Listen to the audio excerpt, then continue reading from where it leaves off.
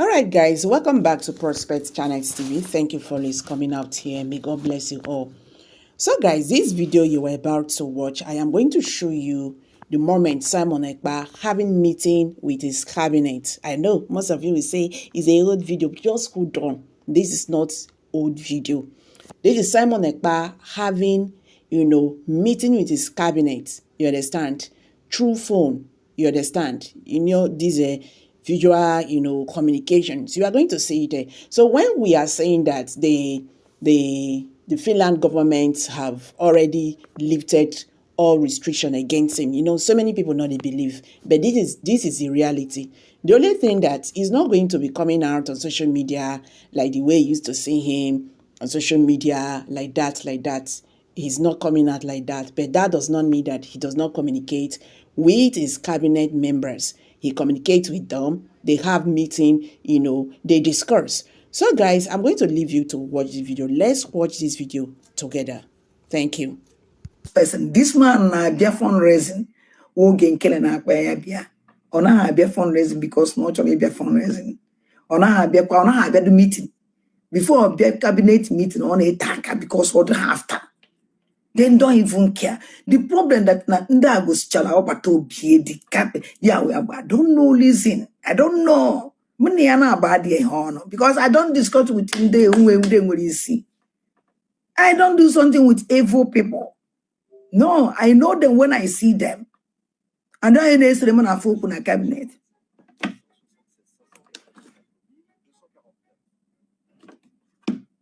Oya na say them na fa na cabinet.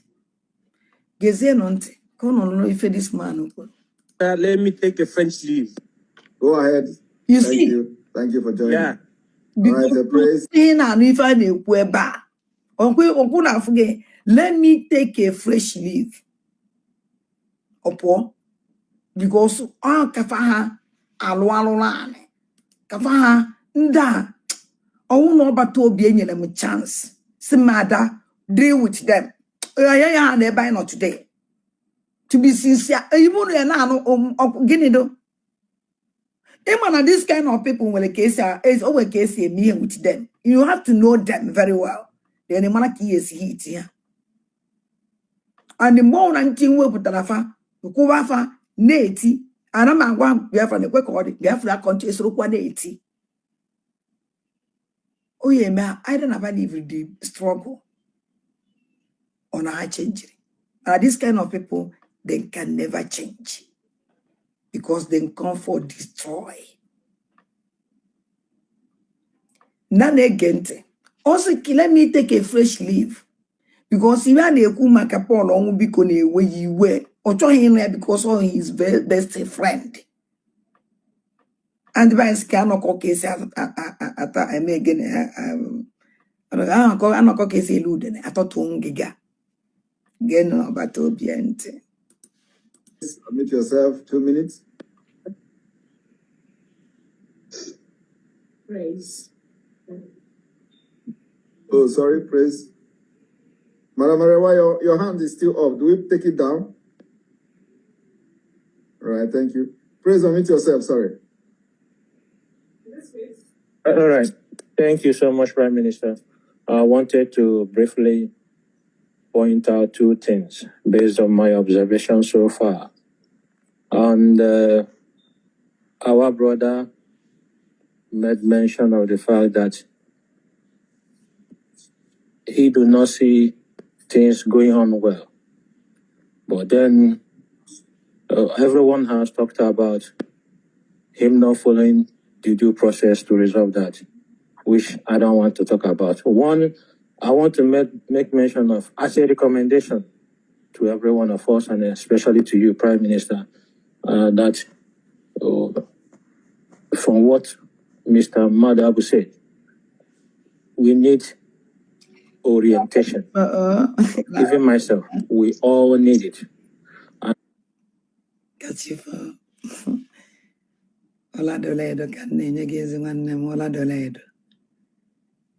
This is phrase.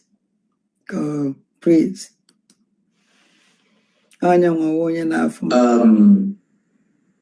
Actually, let it not seem. Thank you. Thank you. Having listened to all these suggestions, very much, Steve and Dr. Ngozi, go ahead.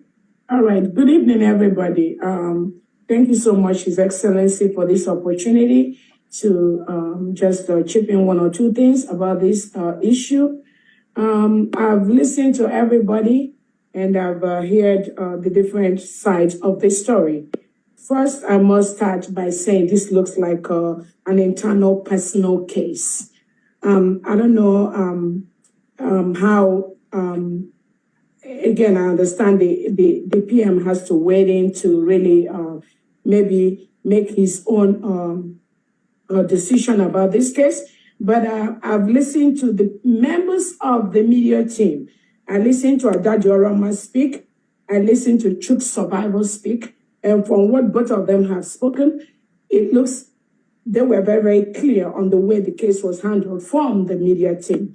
So let me just make sure we understand that aspect. Probably this media team, they've handled this case privately, and each and every one of them have expressed different opinions on this case. And that was why and how this case. How we handle this case, now the whole media teams be together. Will play the voice message because someone sent the fire about emergency. We play the voice message. After the preacher the voice message, we decided that na prolong because suspension no yenye go lie on na media team, which all of us agreed. Onye ano ya so ni akpalawa. Mgbe so na akpalawa no ya so na akpawa we council were ju. Kono na connected the dot. Were ju. Onye when take the to government. None again. Was brought to the PM. The guy in question, I don't really know you, 555 Vision. I've listened to you every now and then talk about Biafra, and what I'm really focused on is how you dispose of Biafra. That's all I'm concerned about. As far as Biafra is projected to the world, that we need to get Biafra, this is where we are all going to. That is my focus. I listened to when somebody said, somebody is not supposed to belong to. Somebody is not supposed to propagate Biafra. How did somebody in the media say they don't trust this guy? What was the reasons that somebody said they don't trust this guy to propagate Biafra? I would like to know more reasons why the person said they don't trust this guy. I want to know some of the reasons why they said they don't trust this guy to propagate Biafra. And then the last thing I want to say is, PM, at the end of the day, this case is in your court.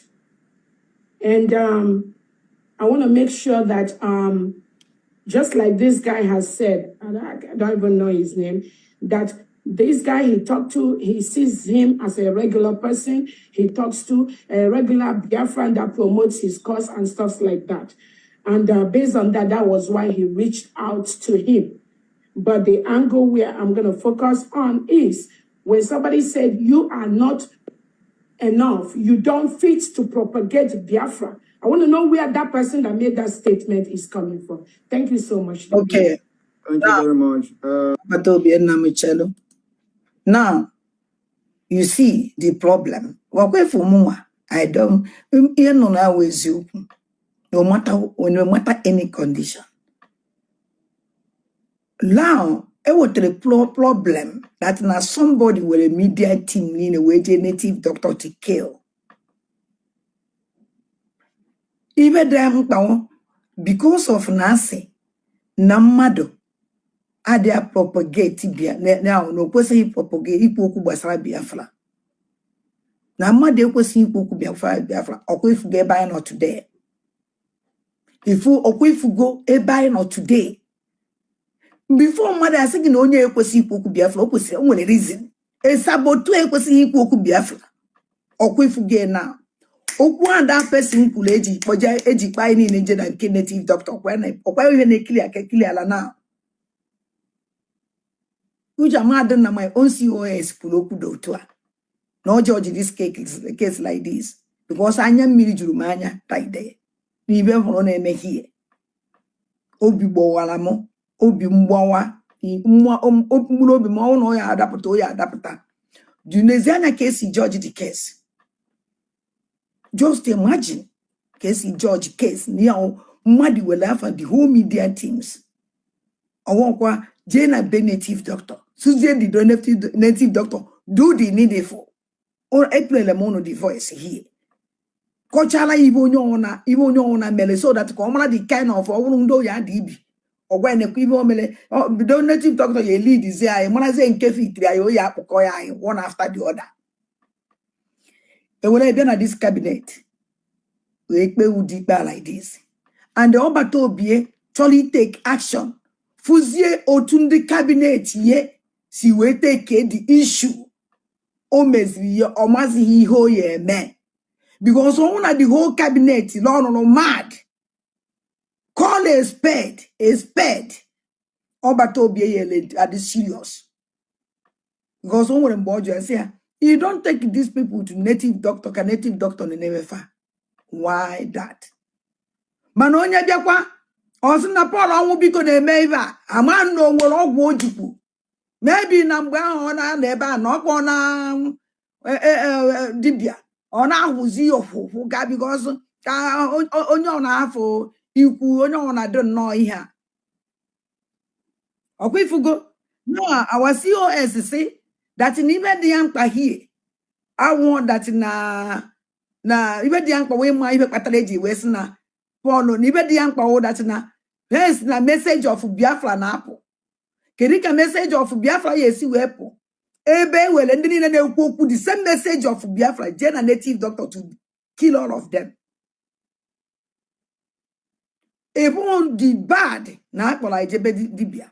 Even the go that town that's na message in apple. And even the kwagon why age say that na oye ekwoku Biafra. Gwaneze na nye buy no now. Now kidonya ya yozi be so onye ya si be solid. Because these people really disappoint me. And the put in amflo kita ihe amflo eba iwe bido iwe complete obi adam mumma. Because I'm under na COS nke na analog.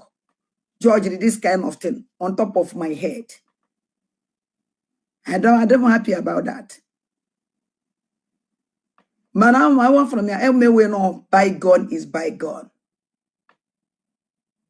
But I know you are asking I'm mad at the danger. Go through and know that even onya or danger or the danger. Or even onya ye alpha. Because when you get ten and you onya ye alpha, even onya ye me at that moment. What of onya mecha say that thing? Or lose ye or fail ogi. We even in anana, if you look at flesh, or even when I buy not today. Condition I not today, we are when we do lie here. And it's very painful. Or we go to phone your car follow. Let the phone and the genuine. That means thousands. That thousands is rubbish. You are no I know for BJ Jana the same day every time. I am not go to a I don't even lie about today. Don't look face. I have been buying you. You only name konya name. You only name konya name. Only sacrifice more than EBA. Nobody. And this is struggle. Only sacrifice more than EBA. Man, I can't go yes when I want me a minister. I want now kite a minister. Ene mania. I want kankamania. Kaya bebe. It do have one side. Mother Buchuku. Nan again. I'm not coming here to after this video because I'm watching this thing on a wound. Just a quick one. Also, remember that that particular misleading information, according to one of the media team, is a misleading information. The Raf Ajare has said that that person did not say what Paul Omubiko said. He said a different thing. It was like during that meeting that he's not supposed to talk in this meeting. Yes. He did not say he's not supposed to. Exactly. Or if Biafra United that no question equal because I know even in a meeting. Paul Omubiko didn't say anything. Or what even Paul Omubiko kulu. And don't want an important mission and a settle. Oh, what if I day? And a settle ya. And that one of media team that I think and they settle ya. every media things ko fuebe so Paul onwu biko we na-ekwu pim ozi and don't so na akpalawa ka na-ekwu maka ya o nwere ife so na akpalawa mere and every time on committee no dey abia meeting ojewalo odun nkoye ka na discuss e we so na ya akpọ so na akpalawa we ju onya gini mere oja wa akpọ meeting na abia meeting onye ọ na-ekwu okwu gbasara the attitude of na akpalawa the only person na-ekwu okwu wo so Paul onwu biko onye ekwu okwu if na ya achọ na ya gbasa na meeting si na ya convocate okwadia o nwere onye anyị sai o nwere ife mere na o nwere ife a na-ekwu maka ya there is somebody mere something we si na ya convocate Sonia Akpalawa we lichie battle cry si ya biko ya lichie to Sonia Akpalawa ya gwa na ndị media team chọrọ ifu ya maka ife dị otu a ya ka na-ekwuzi Sonia Akpalawa bata pam oduka woli Paul onwu biko popcorn n'ọnụ bara kedizi ife o mere ka anyị wụrụzie now na anyị jizi ya akụ asịrị na anyị jizi ya ekwu ibe anyị ejighị ekwesịghị ikwu ọ na so mgbe nke nwoke masị kedu afọ ya nọsị ya that na ikwesịghị ikwu okwu here. You don't supposed to talk. So you don't supposed to talk here. Or what we take line in native doctor. Or who no question propagate Biafra testing. Or if you question equal here. Or if I because I know put over quick. I know Kuno condemn with a Sonia Parawan. You he said nothing. Oziboz was Sonia Parawa pam. A boazion of popcorn. Ebi keep silent since it can continue keep with that silent. Or do say Yasna, I don't understand what happened that day. Again. Biafra. So that has come, we have had a counter claim on that. So, and I believe that every other person in the media team who was part of the meeting also may also have the same position with Rafa Jare that Biafra 247 did not say what Apollo Mubiko said here.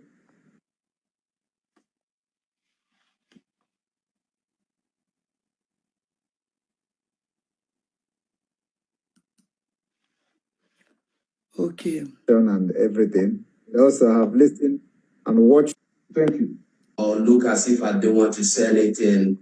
Paul, number one thing about Paul is that he is not remorseful. I told him this yesterday. Bam!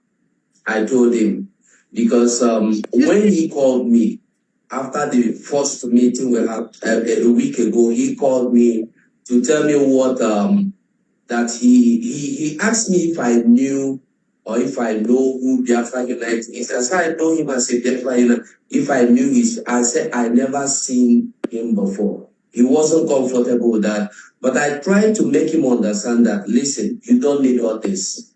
Forget whatever happened in the meeting. In the meeting, you can fight, you can say, you can exchange words, but drop it there. If we get back to the meeting, we continue well. I didn't know he left and started calling other people as well. You see, and then Ugo tried to calm him down because he have determined, they have planned with his cabal, because he's always with cabal. Until the law completed, because what you go say I would do, at least only big native doctor. Now, Warrior, I did woody. When is Yena kissing Anya there today? If we are no Nyanolani, we from Dalolan, you make us Paul on because the last year, a year and the now. A year and though, can we say a year and the 5 months? They say Paul on Biko now. Nan Abagono Paul on Biko, do you find now? Ye believe. No go 247, still remain the same. When you see the good people, indeed the good, Akafa daughter na this is struggle. Or Akafa na daughter ni hona haneme, then turn ana he change. Hana kan kudo. Hada kan kamakano na kan madan kan yinyo. To be sincere, iji gwapa gezi okwu. I was surprised yesterday to hear this same voice note we listening to now. I was very shocked yesterday, and I made it clear yesterday. I made my stand clear. I told Paul that, listen, no matter what, even if all of us are fighting with you, you shouldn't take our names to anybody. No, I condemned him. I told him that was, even initially, all of them, even rap, they didn't see, they were seeing it as if he was having problem with Biafra United. Yeah. He was the one that told them, listen, Paul, don't see the same way other people are saying, and seeing it wrongly. You took our names and our identifications with our logos to the platform logos to this man. It is evil. And then Paul never wanted to say that he was faulty or he was wrong. Then don't see it as evil. Then don't see it as evil. Then I can go on. To be sincere, I'm not going on my heart. Okay, for the struggle I am on here, now fighting for Biafra. When you want to see you, actual gate here for those are concerned, nobody will look for you. So, Kedife, Matala, AJ Fuzi,